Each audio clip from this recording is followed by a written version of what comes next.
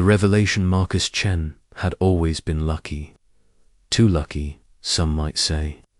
Throughout his 28 years, he had survived situations that should have killed him.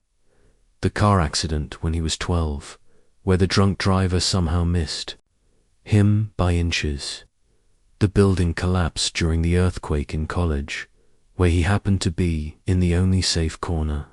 The mugging attempt last year, where the attacker suddenly fled for no apparent reason, standing in his apartment kitchen. That Tuesday morning, Marcus stirred his coffee and dismissed these thoughts as coincidence. He was a software engineer, a man of logic and code. Strange luck was just that luck. Nothing more. The coffee mug slipped from his fingers, crashing to the floor in a shower of ceramic and hot liquid. As he bent to clean the mess, something whistled through the air where his head had been moments before. A strange, glowing dart embedded itself in the wall behind him. Marcus froze. The dart pulsed with an eerie blue light, and the wall around it began to dissolve. This was no coincidence. Finally, a voice said from behind him, "I was wondering when they would make their move." Marcus spun around to find a woman standing. In his living room, she was tall, perhaps 6 feet, with skin that seemed to shimmer between pale silver and soft blue. Her hair was white as starlight, and her eyes held depths that seemed to contain entire galaxies. She wore form-fitting armor that looked like liquid metal, and in her hand was a weapon that hummed with energy. "Who are you?" Marcus managed to ask, his voice barely a whisper. "My name is Zara," she replied, moving to the window and scanning the street below, "and I am your secret protector. I have been watching over you for years, Marcus Chen. That's impossible. I would have noticed someone following me." Zara turned back to him, and for the first time, he saw something vulnerable in her alien features. "You were not supposed to see me. My people have technology that allows us to remain invisible to human eyes. But the Shadowkin have found you, and hiding is no longer an option." "Shadowkin, what are you talking about? What do you want from me?" Before Zara could answer, the apartment shook. The windows rattled in their frames, and car alarms began wailing in the street below. Marcus looked out to see black shapes moving between the buildings, too fast and too strange to be natural. "They are here," Zara said, her weapon powering up with a high-pitched whine. "Listen carefully, Marcus. Your life depends on understanding what I am about to tell you. You are not an ordinary human. Your DNA contains a sequence that is unique. In the universe, this sequence is the key to stopping a plague that is destroying both our worlds." "A plague, our worlds. You're not making any sense." The front door exploded inward. Through the smoke and debris came creatures that defied description. They were roughly humanoid but seemed to be made of living shadow, with eyes that burned like red coals. Their movements were fluid and predatory, and they radiated an aura of malevolence that made Marcus's skin crawl. "The Shadowkin," Zara said, stepping protectively in front of Marcus. "They have been hunting you since the day you were born. They know what you represent." "And what do I represent?" "Hope," Zara replied, then opened fire. The energy bolts from her weapon struck the first Shadowkin, and it dissolved into wisps of dark smoke, but more were coming through the door, and Marcus could hear them climbing the outside walls of the building. "This way," Zara commanded, grabbing Marcus's arm. She led him to the bedroom window, which she opened with a touch of her hand. "We need to leave, now. That's a 4-story drop. Trust me." Marcus looked into her eyes and saw something that made his decision for him. Whatever she was, wherever she came from, she was genuinely trying to protect him. He took her hand. Zara activated something on her armor and suddenly they were falling slowly, as if gravity had lost its hold on them. They landed softly in the alley behind the building, just as the Shadowkin began pouring out of the apartment windows above. "Run," Zara said. They ran through the city streets, past confused pedestrians and honking cars. The Shadowkin followed, leaping from building to building with impossible grace. Marcus's lungs burned, and his legs felt like lead, but Zara's hand on his arm kept him moving. There she pointed to a subway entrance. Underground, it will slow them down. They descended into the tunnels, and Zara led him through a maze of maintenance corridors that he never knew existed. Finally, they emerged in what looked like a storage room. But when Zara touched the wall, it shimmered and revealed a hidden chamber beyond. "A safe house," she explained. "One of many I have prepared over the years." The chamber was filled with technology that looked like it belonged in a science fiction movie. Holographic displays showed maps of the city, and strange devices hummed with power. Marcus collapsed into a chair, his mind reeling. "Now," Zara said, settling across from him, "let me tell you the truth about your world and mine." She began to speak, and Marcus listened in growing amazement. Zara was from a race called the Ethereals, beings of advanced technology and ancient wisdom. They had been exploring the universe for millennia, seeking knowledge and protecting younger civilizations from cosmic threats. 50 years ago, Zara continued, we discovered the Shadowkin. They are a parasitic race that consumes the life force of entire worlds. They have destroyed hundreds of civilizations, and now they have set their sights on Earth. But why me? What makes me so special? Your ancestor, 5 generations ago, was exposed to ethereal technology during what your people call the Roswell incident. It altered his DNA in a way that we did not understand at the time. That alteration has been passed down through your bloodline, becoming stronger with each generation. You, Marcus, are the culmination of that process. Marcus stared at her. You're saying I'm part alien. Only a small part, but it is the part that matters. Your DNA contains the blueprint for immunity to the Shadowkin plague. Without it, both our species will fall to their hunger. This is insane. I'm just a programmer. I write code for accounting software. And yet, Zara said with a smile, you have survived every attempt on your life since childhood. The Shadowkin have been trying to kill you before you could mature into your full potential. I have been stopping them. Marcus thought about all the near misses, all the times he had cheated death. The car accident, the earthquake, the mugging, all Shadowkin attacks, all prevented by my intervention. Why didn't you just tell me? Because knowledge of your nature would have changed you. The DNA sequence we need only develops in humans, who live normal, unstressed lives. Fear and constant worry would have corrupted the process. Alarm began sounding in the chamber. Zara rushed to the displays, her face grim. They have found us. The Shadowkin are adapting faster than we anticipated. What do? We fight. But first, I need to activate the beacon. What beacon? The signal that will call my people to Earth. It is time for the final battle, Marcus. Time for you to fulfill your destiny. Zara moved to a central console and began entering commands. The chamber filled with a low, musical tone that seemed to vibrate through Marcus's bones. On the displays, he could see the Shadowkin massing in the tunnels outside, their numbers growing by the minute. Will we survive this? He asked. Zara looked at him, and he saw both determination and uncertainty in her alien eyes. I do not know, but I made a promise to protect you, and I intend to keep it. Why? Why would you dedicate your life to protecting a stranger? Because, Zara said, placing her hand over her heart, protecting life is what the ethereals do. And because, over the years of watching you, you have become more than a mission to me. You have become my friend.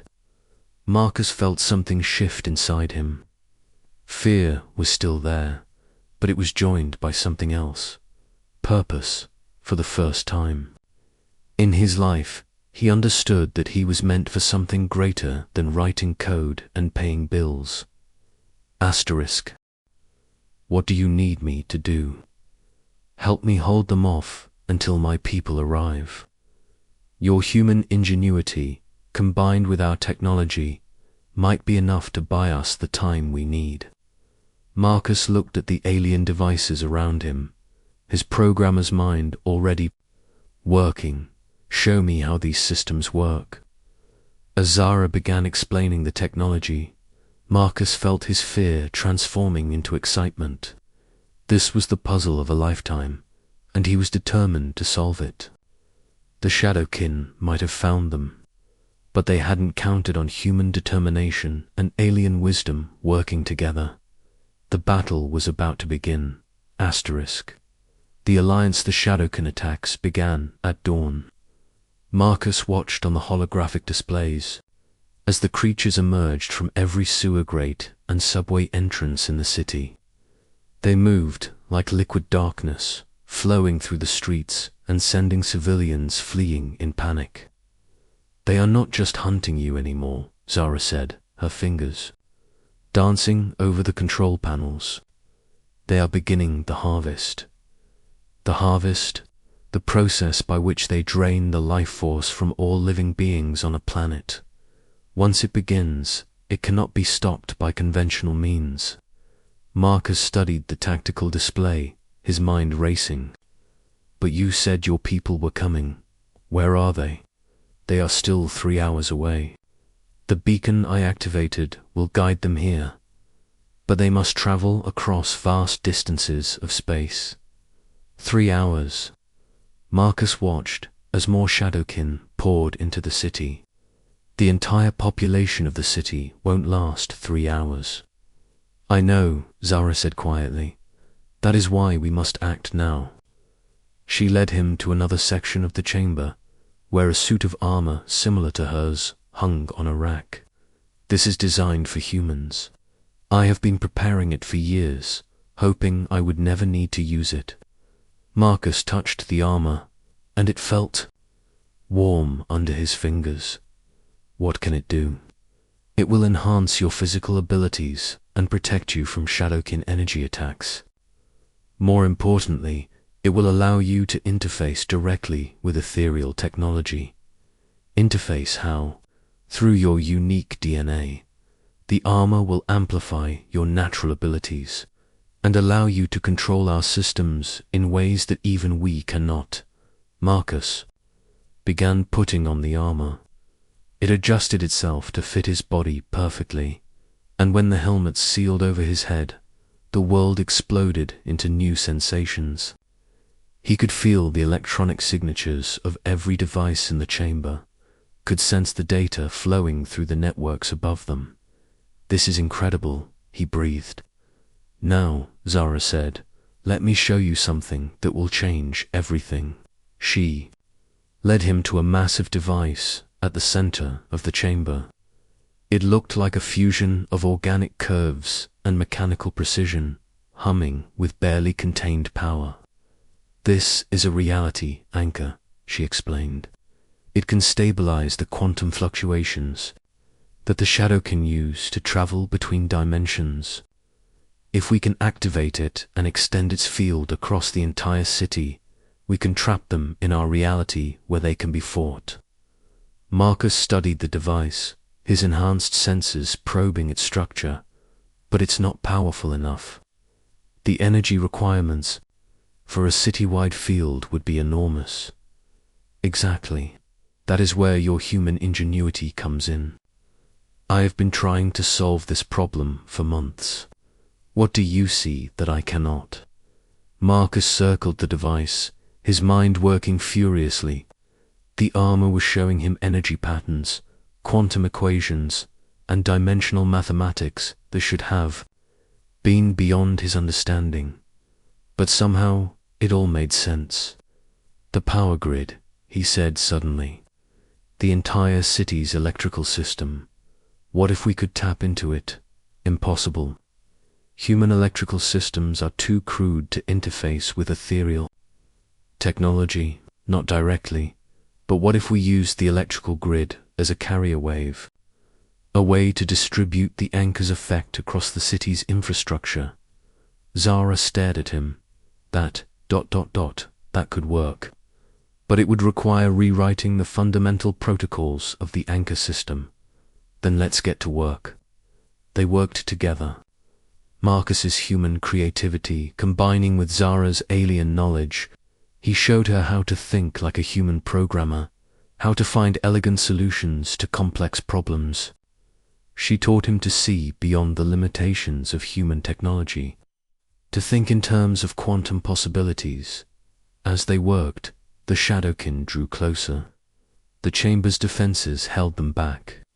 But Marcus could see on the displays that the creatures were learning, adapting, finding new ways to attack.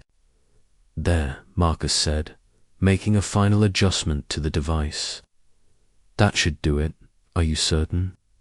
If we activate this and it fails, we will have no other options. Marcus looked at the code he had written, the alien mathematics he had somehow learned to understand. I'm certain, but there's something else. The anchor needs a focal point, something to center the field on. What kind of focal point? Someone with the right DNA signature, someone who can channel the energy and guide it across the city. Zara's eyes widened. You, me, Marcus. The energy levels involved could kill you, but they might not. And if we don't try, everyone dies anyway. Before Zara could respond, the chamber shook. The Shadowkin had breached the outer defenses. On the displays, Marcus could see them pouring into the tunnels, their forms shifting and writhing as they approached. They are here, Zara said, powering up her weapon. Whatever we are going to do, we must do it now. Marcus moved to the anchor device and placed his hands on the control surfaces.